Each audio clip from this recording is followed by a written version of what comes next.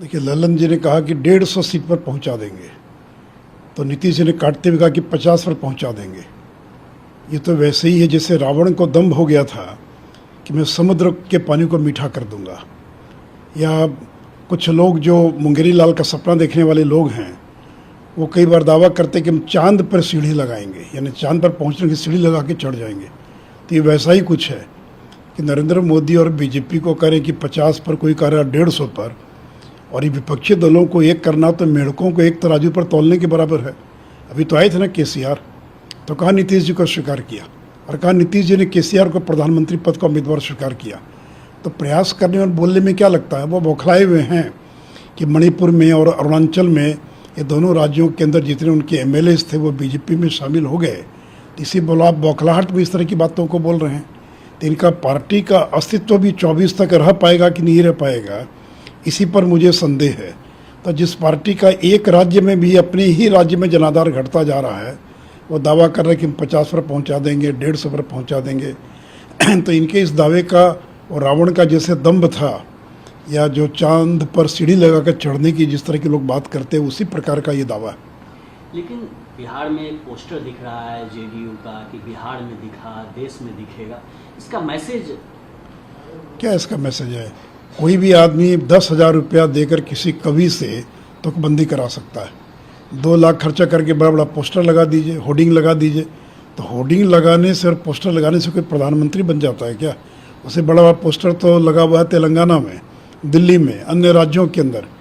तो हर मुख्यमंत्री को लगता है कि अब तो मैं मुख्यमंत्री हो गया, मैं प्रधानमंत्री बन जाऊं।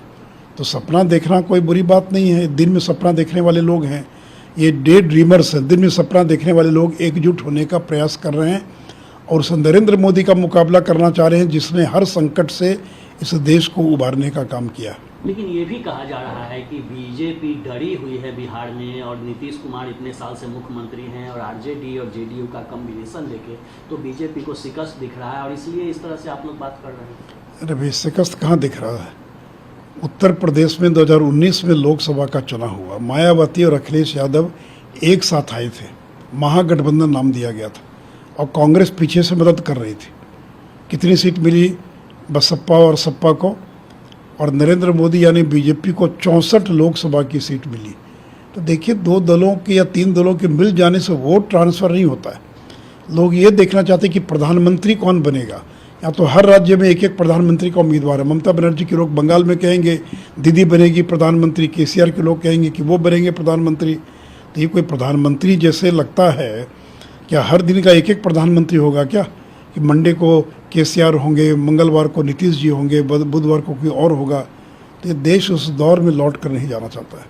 और कांग्रेस पार्टी का आज दिल्ली के रामलीला मैदान में महंगाई को लेकर बड़ी रैली का आयोजन है।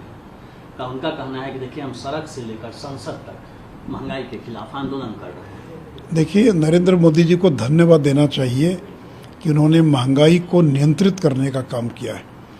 दुनिया के जो सबसे संपन्न देश है, अमेरिका, यूरोप, 40 साल की सर्वोच्च महंगाई के शिखर पर आज अमेरिका और यूरोप के देश हैं।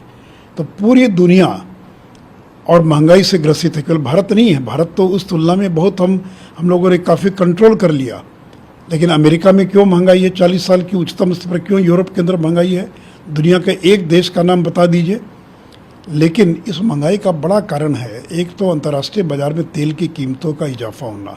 लेटेस्ट खबरों के लिए देखते रहिए MUZ न्यूज, और ताज़ा अपडेट पाने के लिए चैनल सब्सक्राइब करना ना भूलें।